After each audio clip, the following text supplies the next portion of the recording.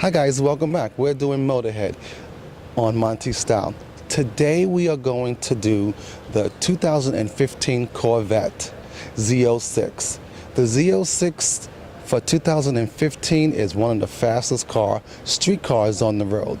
This is a 6.2 V8 engine. And horsepower is 625. That's incredible. But what is making the Z06 really popular for 2015? An all aluminum frame and chassis, which is really cool. But what I am enjoying about the Corvette for 2015 is that off the line, it has a great launch pad that when you're hitting the gas off the line, 3.6 seconds in 0 to 60. Now the Z02 starts out at $63,000 and can end up at 90, but it is an American muscle car. It has been here since 1957? If I'm not correct, just hit me up on my website and so let me know if the date was 1952. But I am correct. I think it's 1957 when the Corvette first appeared at the New York Auto Show. So I had spoke about the Stingray 2014, which is the car of the year. So we're going to take a quick view on all of the Z06.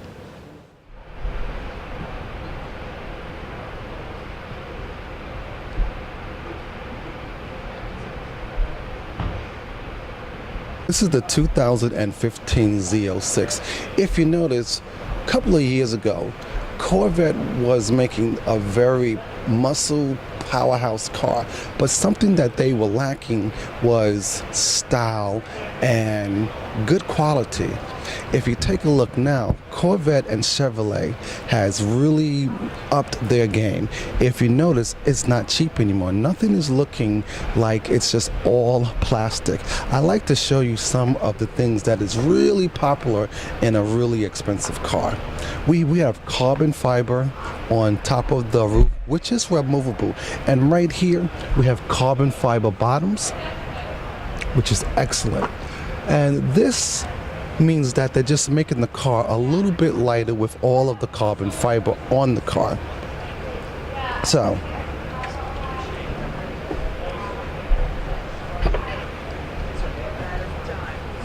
if you want to take a look, Corvette has all their badging in. And what I'm really appreciating about the Corvette is that if you look at the doors, it's not plastic anymore. They have really good stitching, really good nice leather. It's come a long way, because Corvette, you would actually see a lot of plastic everywhere, dark plastic, hard plastic. But if you take a nice little peek in, you will see that Corvette has upped their game to a higher quality.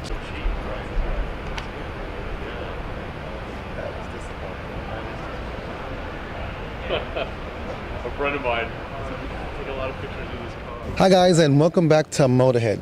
Today we are standing in front of 3 Z06, and today I have a great person to tell me all about the Z06. I mean, he's a little fascinated by them too. And his name's James. Hi James, how are you? Fantastic. Thanks for having me on, Monteys. It's nice to have you. So, can you give me a few little new ideas about the Z06? Sure. Well, first off, what we've introduced here at the New York Auto Show is the convertible version of the Z06. So now you're looking at the most powerful production Chevrolet convertible ever produced. To start off, as you and I were just talking about, you'll see the supercharged engine is listed at 625 plus horsepower, because we're still doing final certification on the engine and expect to probably get a few more ponies out of it this time. Wow, I've been corrected, because I said 625 horsepower. Now he's telling me 625 plus. So that's pretty cool. Yeah, plus is always a good thing. So yeah, first off, the convertible being the most powerful that Chevrolet's ever produced. I think the Z06, where it's had its biggest impact in the enthusiast press, is the fact that the ZR1 was the king of the Corvette line in the previous generation. It had 645 horsepower, something like 650, something like that. Now, and the Z06 had, of course, 505. So now, all of a sudden, the Z06 is in ZR1 territory. And in fact, around our Milford Proving Ground, the Z06 is substantially faster than the old ZR1 was. So it really is showing an impact of the aerodynamics, the lighter weight materials, the aluminum frame that we're standing by here. It really is a thoroughbred, where the old generation was, a very fast horse, but didn't like corners nearly as much as this one does. So my question is, off the line. Yeah, 0 to 60 about 3.5 seconds. And torque? Plus, we're saying 635 plus. So again, we're going to Another squeeze that plus. out. Yeah, I love those pluses. So is this a automatic stable control while driving, or can I take it off? You're insane. Why would you do that? But yes, of course you can. Yeah. In fact, to be very blunt, I have a Stingray as my company car right now back home. Oh wow, I'm jealous of you. Jealous. I got very lucky. I was expecting the Chevy Spark. I got a Stingray instead. And I've taken the stability control off, of course, and it only has 460 horsepower. And I've taken the stability control off, and it's a lot. I mean, it's a short wheelbase car, and that's what I think was fantastic about it, is that, with the way electronics are today, there's the drive select mode, so you can go from eco, which is going to turn the four of the cylinders off as much as possible to get the best fuel efficiency. You've got tour mode, which keeps the stability control on pretty aggressively, and drives in kind of the day-to-day mode. Then you've got the sport mode, which opens up some baffles in the exhaust, and I leave it in that mode because it just sounds so much better, especially when you turn it on. Yes. Scares the neighbors, the dogs bark. It's fantastic. And then of course track mode on top of that, which has the least amount of electronic control. But I really believe, I mean, you're obviously a driver like I am. While it's fun to get a little squirrely and stuff, yes. It's more fun to know that the car will let you do it, but not let you go wrong. Let the electronic nannies do their job, especially when they want to have fun too. Right. But I heard on the dyno that once you take this off, that this thing is a monster, that it like swerves, it like spins you around, but it doesn't go off-road, it doesn't turn over, but it's uncontrollable. Well, it's a lot of horsepower. I mean, and the big discussion now is what's going to happen with the ZR1 model, if there will be one. I can tell you that we're definitely working on a ZR1, but there becomes a funny place where when you start getting into mega horsepower, then you have to look at the dynamics of the chassis. That's why Ferrari doesn't have a bunch of 900 horsepower cars, because that's just too much horsepower at some point. But we have some very astute car guys now in charge of this company, so I think you'll see some good stuff. Are they European based, or? Corvette's a very American all thing. American. Yeah. That's what I wanted to talk about. How Chevrolet has always been nothing but USA, American. And I'm not trying to say anything, negative about other things. I'm just saying this is a Corvette. This is US made. Well, let's think of it this way too. With the old Corvette, it was a good car, lots of power, a lot of fun, and it was a really inexpensive price compared to the competition. Yes, it was like $53,000 starting. That's right. I think with the new Stingray, it's just as good, if not better than the competition. And that price is just a bonus. It's not one of the reasons you buy it. It's just like, plus it's inexpensive. And when you think about the the Z06, it will meet or exceed the performance of Porsche 911 turbos, of entry-level Ferraris, of Vipers, you name it, at half or a third of the price. And by the way, if something does break down, there's a Chevy dealer probably on the nearby corner, and he's got parts in stock. He doesn't have to send them away to Italy or Germany or something like that. Totally agree. Won't cost you, you don't have to refinance your house to fix the car. So my next question is about the aluminum frame. Sure. Why did Corvette go into an aluminum frame? Couple reasons. First and foremost, the industry in general is under a lot of pressure to increase fuel efficiency. To make things lighter. make things lighter. If a car's lighter weight, then it doesn't take as much energy to push it down the road. Right. So that was the first thing. And aluminum has really proven itself in sports cars to be a great material of choice. It's very strong, especially when it's engineered correctly, but then obviously very light as well. And isn't it a cost efficiency too? Oh yeah, well it costs more to produce and work with the aluminum than it does cold rolled steel, which is similarly strong and light. But I mean, the Corvette's all in. You know, it's not. We're not cutting corners on this. It's got to do it right. And so aluminum was obviously the first choice. I mean, it's just, and you're going to see more and more of it.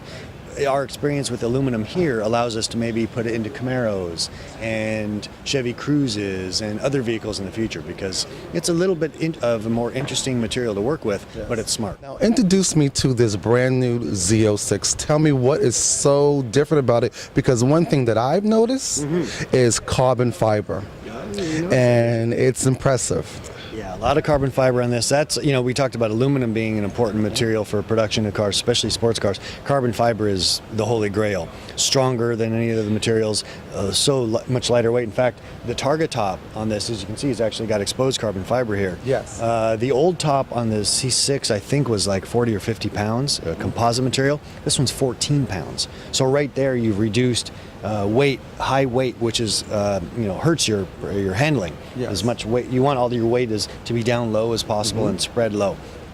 So yeah, carbon fiber, and it looks damn cool too. Yes. So let's go for that. I mean, you can see it's even on trim levels on the inside. Yes, I have noticed on the inside. But that's another question I wanted to say, is that years ago, Chevrolet wasn't doing interiors very well. Oh yes. And I have to say, for the last 2 years, Corvette has upped their game. I see a lot of high end. So let's talk about that. Absolutely right, especially in Corvette. I think that, you know, any review you saw or anytime you got a ride in one, It's very hard plastic. yeah, great motor, handled well enough, but it's like you were sitting in a Chevy Cavalier or something like that. It was, and the company just wasn't their main focus. Also, the seats were not very good, especially in a sports car where you're going to be going back and forth. But that's, you know, really, I think the interior, not just the Corvette, but so many of our vehicles now, that's where you live. That's where you sit down with your friends to show off your car. That's where you're in. If you live in Los Angeles like I do, you're stuck in traffic and you're staring at that dash all day long. So there was a focus within the company to make sure that the dashes or the interiors were effective, that they didn't break down, that they were easy to use, that they didn't cause a problem. Well, in that energy, they lost all the design, they lost all the thrill, they lost the ability to make something that you're proud to be staring at as you're in traffic. And that's where the company's really changed philosophically. And the Corvette interior, I mean, it's fantastic. And when it's cliche to say in a sports car that it's cockpit infused. This one truly is. The driver has a completely different view and experience than the passenger. Right, actually it is cockpit friendly, because I think everything about this new Corvette is so hands-on. I can reach without reaching. That's right. No, it's all right where you want it. I mean, the drive select control is just below the gear shift, so as you're cruising along and you think, oh, here comes an ability I can really open it up, shift gear, track mode, done. So it really is simple but effective. One thing I've noticed about Corvette, though, is that they are still doing manual shift. Yeah, 7-speed manual on this car, which is a bit of a rarity. I mean, Ferrari and Porsche and the other high-performance cars, All paddle shifts. all paddle shift. Yeah, now the reason for that is it's faster. In fact, our 6-speed and 8-speed gearboxes in this car are faster from 0 to 60 than the manual gearbox, and that's driven by guys who are better drivers than you and I. Right. So ultimately, and that's why Ferrari and Porsche and Lamborghini and everybody else is doing it, is that the computer-controlled multi-speed gearboxes are going to be faster than a human with their foot in their hand. So, but you still want that control, and it sure makes doing burnouts a lot easier too. I was just going to say, because most... I knew where we were going. You and I should go for a drive. Yes, we will. I'm make your bet on that. All right, good. All right, so let's go over to the convertible. Okay, now we're at our third vehicle, which is a beautiful color. What color is this? I believe somebody told me it's Le Mans blue. Le Mans blue, I like that. Yeah, and of course the C7, the 7th generation race car, the C7R, is up for Le Mans this year. It's been a consistent winner in the old generation. Wow. Based on what we've learned about this car, it should do just fine in Le Mans this year too. I'll be watching. Yeah, me too. I want to be there. Wow. I I'm want going to to. give you my email Well, address. I didn't say I'm there. I'm working on it. So, have you taken any one of these out on the dyno? Not myself, unfortunately, but no. I mean, obviously, whereas as we talked about earlier, they're still finalizing certification on the motor. So yeah, they're constantly tweaking it. But it's I have heard this car running and revving, and it just sounds the beast. It's really fantastic. Now, once again, I was talking about the interior. So that is a different interior than this one here, because this one has more suede. Yeah, well, that's the other thing about the interiors on these cars. They can really be kind of kitted out the way you want them to be, whether you want them to be really aggressive, red leathers, and really, jump out at you, really make a design statement. Yellow leathers can be had, so it's very customizable on the inside. Or you can also kind of back it down and have it just be more subtle. And in this case, that is it. The one I think that looks the best, though, is the white exterior with the red leather interior, which actually goes back to the 1953. So that's just right. So then, to correct my statement earlier, I said 1957, and it's actually 1953. Well, the original was 53, but it was on 57 still. Yes. I thought so. He's halfway there. All right, so I have one complaint. I think the car is absolutely incredible. I love the new design. I love that Corvette has upped their game, but I think they made one little flaw. What's that? Is that you have carbon fiber everywhere, but why not put it back here? You know what? I'm going to be honest with you. I believe that it is an option, or this might be carbon fiber. No, this is still a composite. I believe that is an option. Okay. And don't hold me to that. But did you notice, though, that it's so high that this part is a clear Yes. panel here, because for traffic safety, you couldn't see over the thing, so we had to have it there. And it's adjustable. This whole thing can adjust as well. But I would bet the farm that there is a carbon fiber one available, because it would look really good. Well, I would like my fans to know I don't want you to tweet me or put it on the blogs that I said something negative about your Corvette. I'm just asking one question: if this carbon fiber shouldn't have been here. He's right. That's it. He's right. So pop the hood, because everyone wants to see, is it still the original opening of the hood? Actually, it comes from...